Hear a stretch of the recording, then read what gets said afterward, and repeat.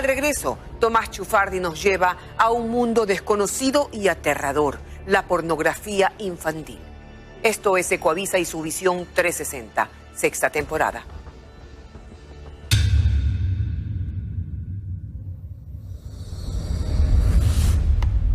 En algunos países se lo conoce como la sextorsión y es uno de los delitos más comunes relacionados a las redes sociales. En el primer caso, se amenaza con el uso de estas imágenes a cambio de dinero o muchas veces a manera de venganza. Pero con los menores, las intenciones son mucho más macabras. Si tú no me mandas más fotografías, yo voy a publicar, estas son tus redes sociales y aquí está toda tu familia. Y le envía foto de captura de toda la familia.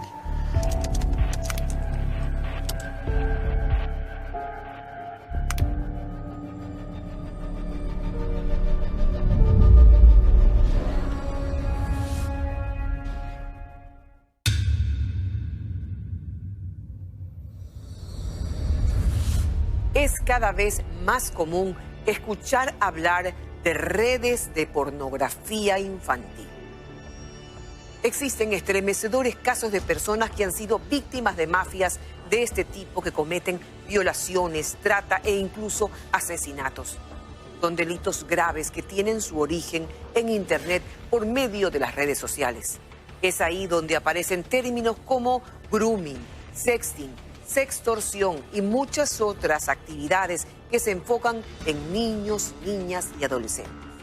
En el siguiente reportaje, Tomás Chufardi nos lleva a un mundo desconocido por la gran mayoría, pero que está presente en todos nuestros hogares, a través de teléfonos celulares, computadoras y tabletas. Veamos quiénes son los depravados en la red.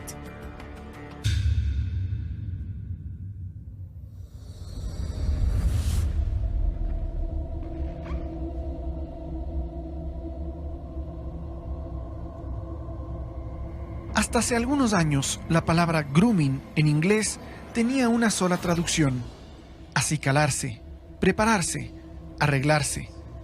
Pero en los últimos tiempos, este término adoptó un significado mucho más oscuro y tenebroso. Se trata del acoso sexual a menores de edad a través de medios digitales. Se usa este término porque los depredadores sexuales preparan a sus víctimas a través de una serie de estrategias para luego tener el camino libre para cometer otros delitos sexuales más graves con los menores de edad. La principal estrategia es el engaño. El acosador abre una cuenta en alguna red social con una identidad falsa, puede ser mujer u hombre, con una edad similar a las presas que busca acosar.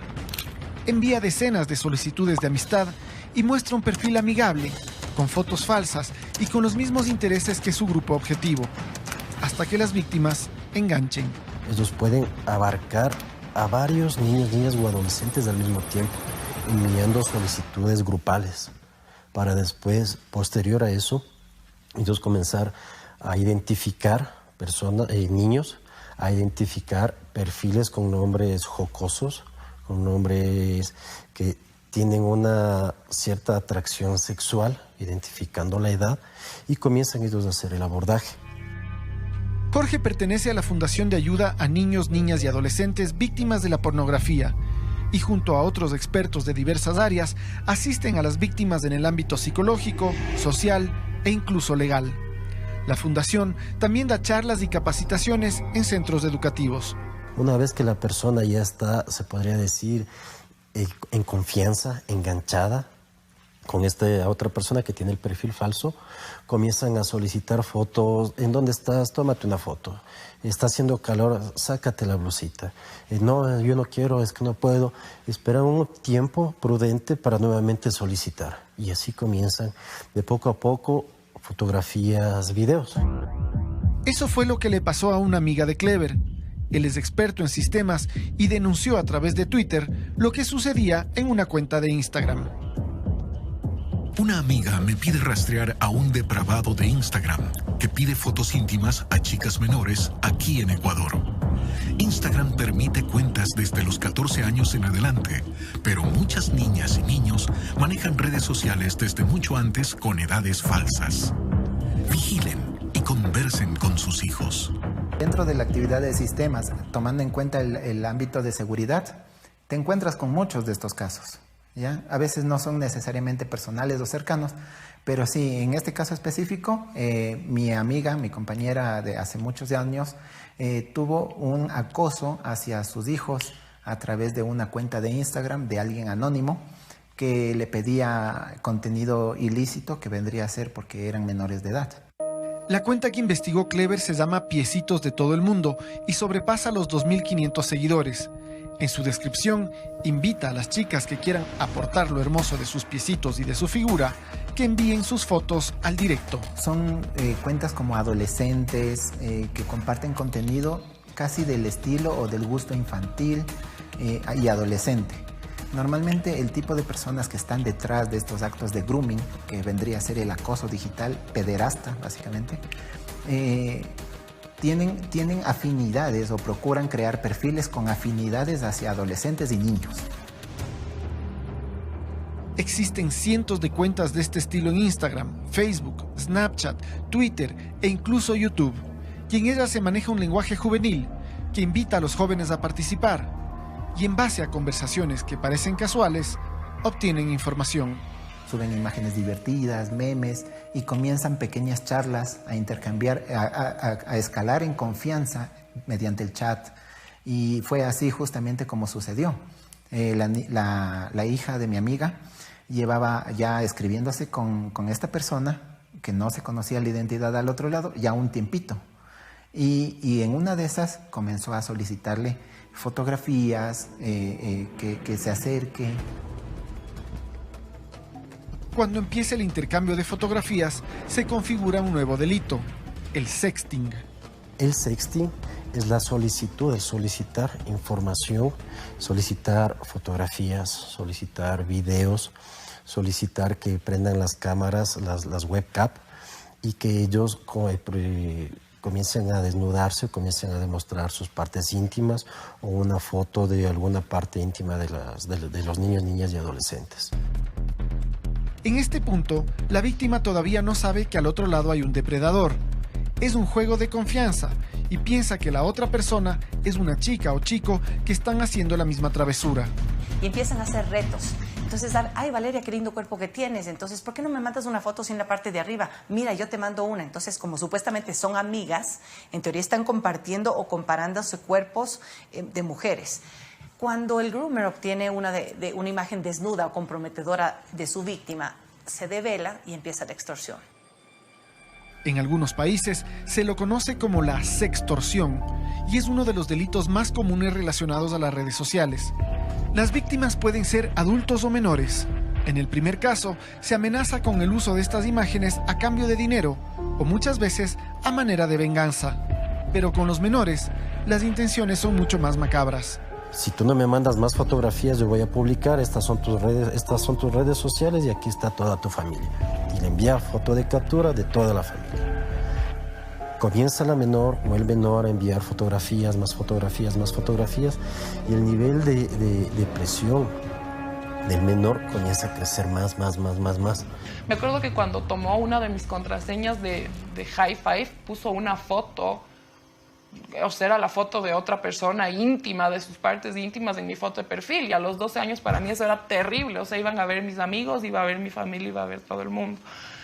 Eso me aterraba y que pueda hacer más cosas. Si ya hizo eso, él sabe dónde vivo, dónde estudio, todo, y obviamente siempre que le decía el juego era porque estaba aterrada.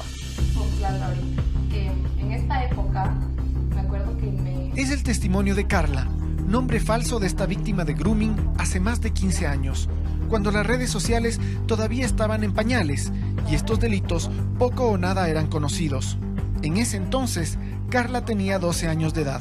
Me acuerdo que recibí una vez un mail de una persona que intentó hacerse mi amigo. No me dijo nombres, no me dijo nada, pero decía que me conocía, sabía algunas cosas sobre mí.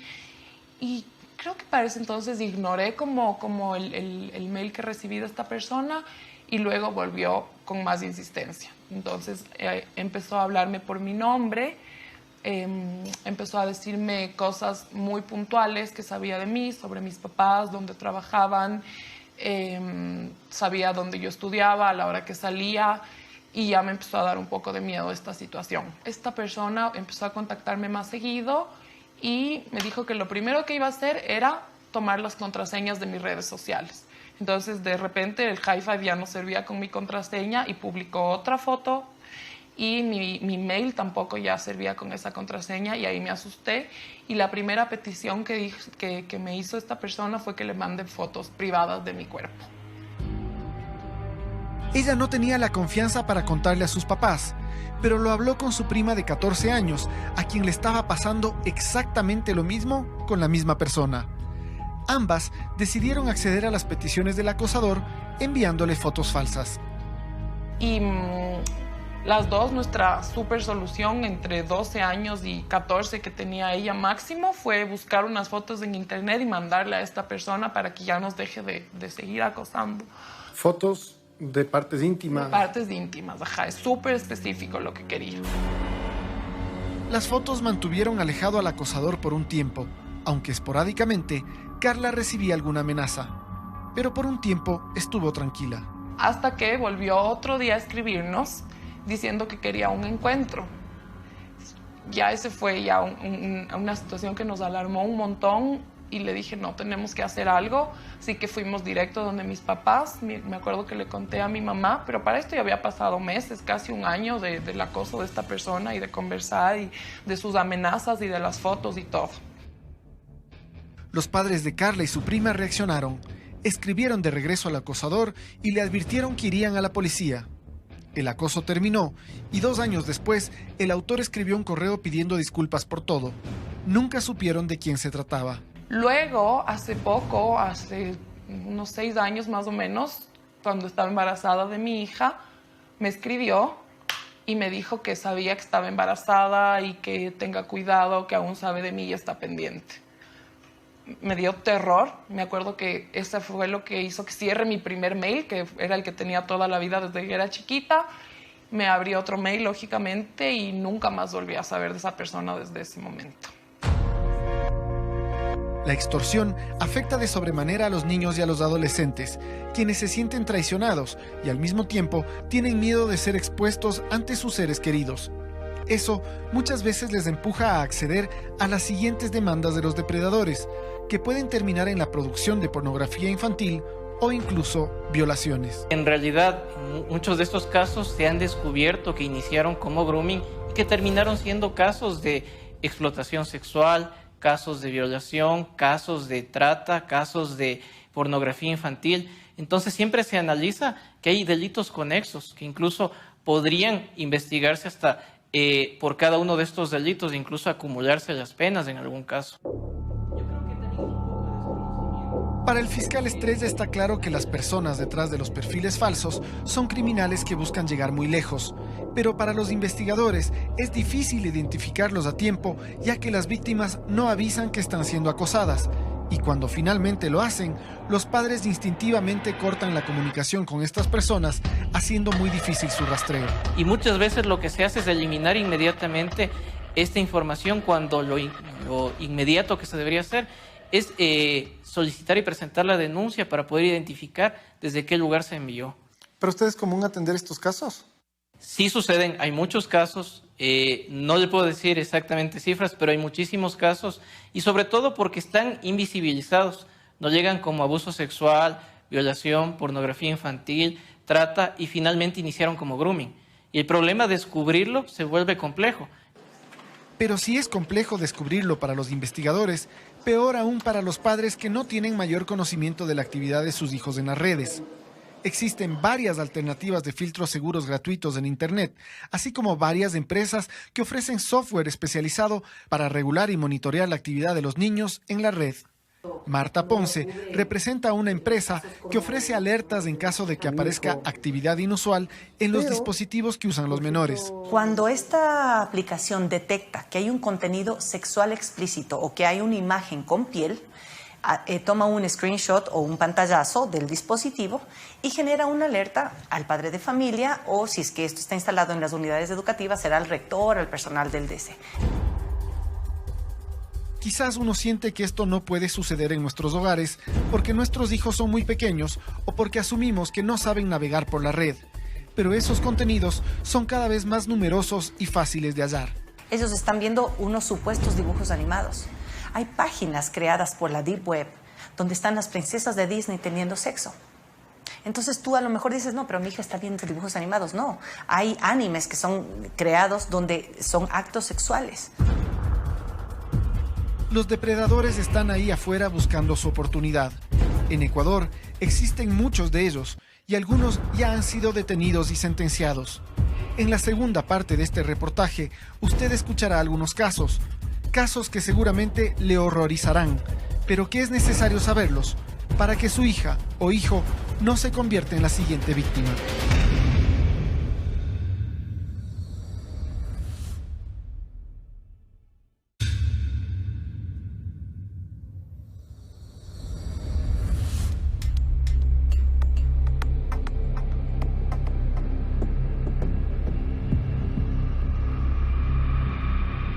En la ciudad de Lyon, Francia, se encuentra la sede de la Organización Internacional de Policía Criminal, mejor conocida como Interpol. Fue en esta ciudad que en los primeros meses de 2015 se recibieron varias alertas de que había una persona que transmitía videos pornográficos en vivo en la red social Facebook desde Quito, Ecuador. Inmediatamente esta organización puso en conocimiento del Departamento de Seguridad Nacional de Estados Unidos, quienes a su vez remitieron esta información a la Embajada estadounidense en Ecuador. Francisco Estupiñán trabajaba allí y recuerda los detalles. El individuo era un ecuatoriano quiteño que vivía aquí, que estaba abusando sexualmente de una niña de aproximadamente 6 años de edad. Y sus videos los estaba produciendo en vivo y enviando hacia otros pedófilos. La Embajada de Estados Unidos avisó a las autoridades ecuatorianas, quienes de inmediato se pusieron en la tarea de localizar a este sujeto. Y este sujeto, sin escrúpulos, violaba a la niña en video y lo subía a la red. Entonces, a esta persona la Fiscalía lo puso cargos por no solo la violación, sino también pornografía infantil y su máximo de la pena, que es permitido acá, no superó los 40 años por prohibición de la ley, pero ese es el máximo que se le dio en esa época y entiendo que era la sentencia más grande que se dé a alguien en ese tipo de delitos. La sentencia realmente fue de 38 años con 7 meses. El delincuente se llama Víctor Guamán Remache y era un albañil, una persona que en el día se dedicaba a construir casas y por la noche su afición era destruir vidas. Se pudo identificar que poseía computadoras, filmadoras, cámaras y se llegó a encontrar cierta cantidad alta de información de fotografías, videos que él subía en vivo. Más de 150.000 archivos con pornografía infantil. Ciertos horarios tenía el día para subir videos en vivo, fotografías en vivo, las cuales se comercializaban en todo el mundo y vinculándose a estas páginas de la web profunda, de la Deep Web. A su pequeña víctima le obligaba a usar un vestido rojo. Lastimosamente, ella no fue la única, pero afortunadamente se pudo salvar a 2 menores de sus garras. Cuando se rescató, se pudo rescatar a las 2 niñas de 7 años, 10 meses y a la otra nena de 2 años, pero nosotros también nos vimos en la impotencia de que existían más niñas que se presentaban en los videos, pero nunca se les pudo hacer el debido abordaje, el debido rescate, el debido seguimiento, y no se lo pudo hacer. La policía pidió la colaboración de la embajada para identificar la IP de donde se estaba contactando el acosador. Resulta que la IP de esta persona estaba en Estados Unidos, en New Jersey, y que esta IP pertenecía a un ciudadano ecuatoriano que estaba ilegal en los Estados Unidos, que es Freddy Arbito. Cuando se hizo el allanamiento de su hogar, se encontró pornografía infantil. Arbito escapó fuera de Estados Unidos, pero finalmente fue atrapado en Panamá. Regresó a los Estados Unidos y enfrentó un proceso legal, no solo por el grooming que había hecho a la víctima que estaba aquí en Ecuador, sino también por la posesión de pornografía infantil. A él se le dio 17 años de cárcel y esto fue obviamente un caso de colaboración entre varios gobiernos, como se puede dar cuenta, que es Ecuador, Panamá y Estados Unidos, lo cual creo que es la única forma de combatir al crimen organizado. Estos eventos no son excepcionales ni son aislados. Con mayor frecuencia, los medios dan cuenta de redes de pedófilos que negocian con pornografía infantil. El caso de la niña lojana Emilia Benavides develó que sus captores pertenecían a una mafia que utilizaba niños de entre 4 y 13 años para filmarlos ilegalmente. En otros países, la situación es similar e igualmente grave.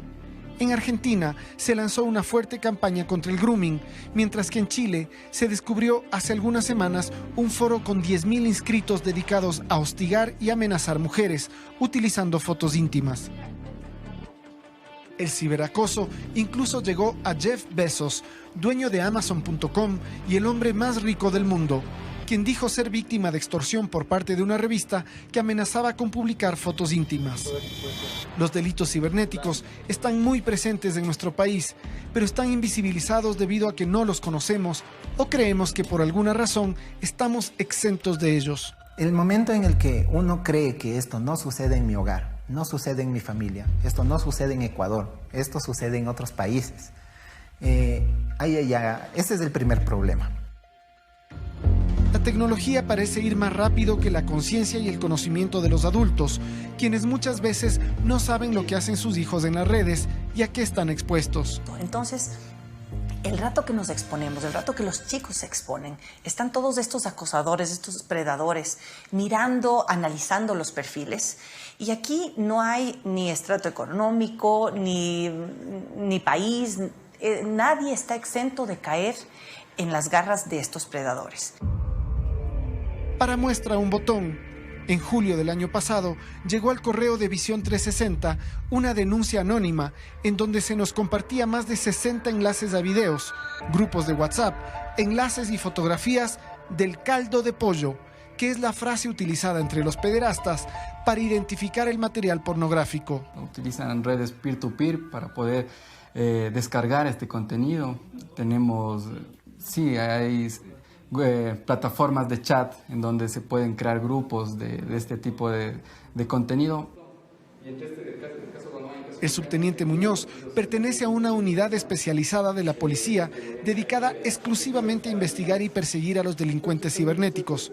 Trabajan con software que ha sido provisto por organizaciones mundiales de seguridad. Nosotros como unidad tenemos varios sistemas, tanto software como hardware, que nos permite identificar a personas que están cometiendo ilícitos tanto en fraude electrónico como también en la situación de pornografía infantil. Nosotros determinamos quién está intentando tal vez contactarse con una menor, quién está ya contactando con una menor tratando de, como les decía en el sentido del grooming, obtener información, obtener imágenes. Los acosadores están en todas partes, en un teléfono celular, en una tablet o incluso en un juego de video. Mientras más interconectados estemos, estos delincuentes buscarán la forma de escabullirse y atacar. Ahora chatean a través de estos juegos virtuales. Específicamente había uno que recuerdo se llamaba Minecraft, en el cual el niño comienza a creer que está jugando con otros niños, pero en realidad está jugando con alguien que es una persona mayor de edad y que tal vez tenga otro tipo de interés sobre ese niño. ¿Se debe entonces prohibir a los menores de edad que utilicen la tecnología? Hoy en día eso es prácticamente imposible, ya que dependemos de ella en muchos niveles.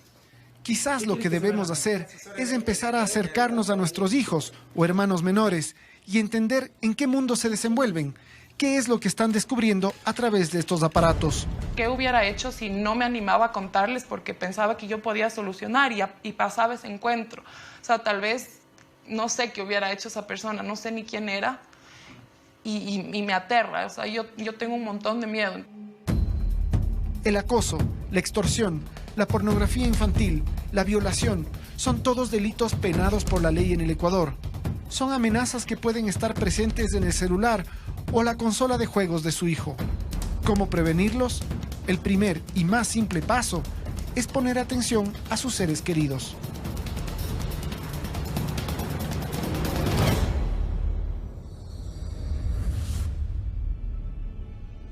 Siga con nosotros, aún tenemos más. Esto es Visión 360, haciendo periodismo desde todos los ángulos posibles.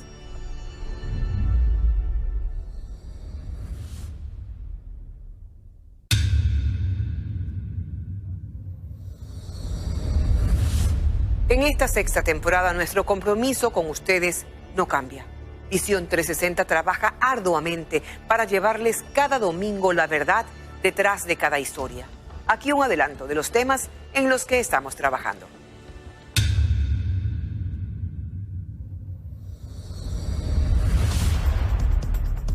Los seres humanos cometemos errores y los errores se pagan. La idea es privar de la libertad al delincuente para someterlo a un régimen de rehabilitación. La pregunta es, ¿se cumple el objetivo? Aquí en el centro de reclusión de La Tacunga existen por lo menos 1.500 reclusos de más, pero ese no es el único problema. También está la escasez de agua, de alimentos, las dificultades de la comunicación. No se tomó en cuenta el caudal de agua que en ese momento daba la municipalidad de esta localidad. Este caudal es insuficiente para cubrir todo el centro. Por lo tanto, el problema es gravísimo, gravísimo. Ingresan así celulares, hasta cargadores de los celulares, chips, etcétera, y droga. Uno se muere de hambre, mire cómo estoy, vea. O sea, ¿la comida es escasa o no es buena o qué? Escasa y es muy poquito.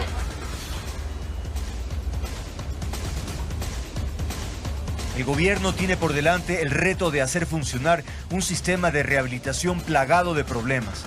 Habría que priorizar lo urgente, aquello que dignifique la vida del privado de libertad.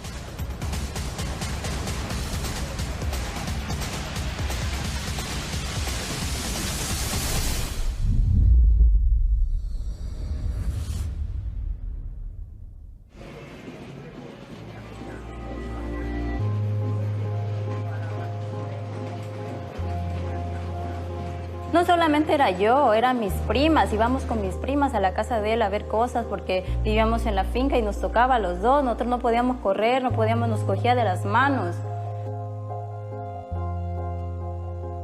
No vemos que es un problema grande, sino que pensamos que es porque es familia o porque es hombre, me da miedo, no quiero decir nada. ¿Cómo encajas que el padre, que en este caso tendría que ser la figura protectora, la figura de tu cuidado, es la persona que te ha causado el mayor daño que ha podido causarte en tu vida? La familia, que debería ser el espacio de contención, de apoyo, el espacio amoroso, es el espacio más inseguro, es el espacio más doloroso donde te ha tocado vivir.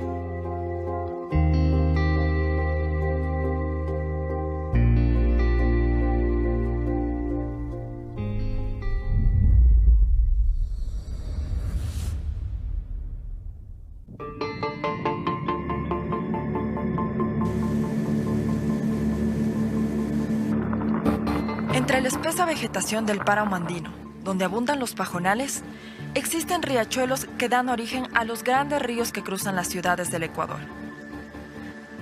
Los seres humanos hemos aprovechado al máximo los recursos que nos brinda la naturaleza, pero lo hacemos de forma inconsciente e irresponsable. Ahora, los mares, ríos y océanos se han convertido en enormes vertederos de basura.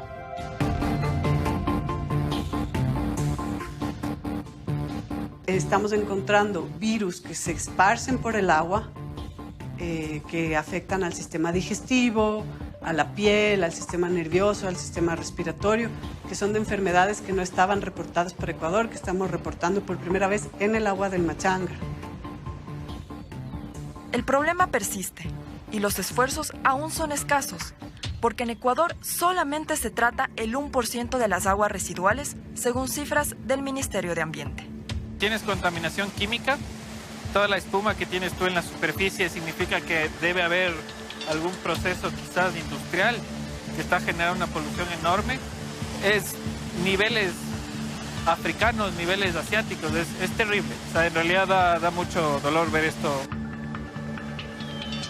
Ocurre en un país donde la naturaleza constitucionalmente tiene derechos. Están escritos, pero en la realidad nadie vela por ellos.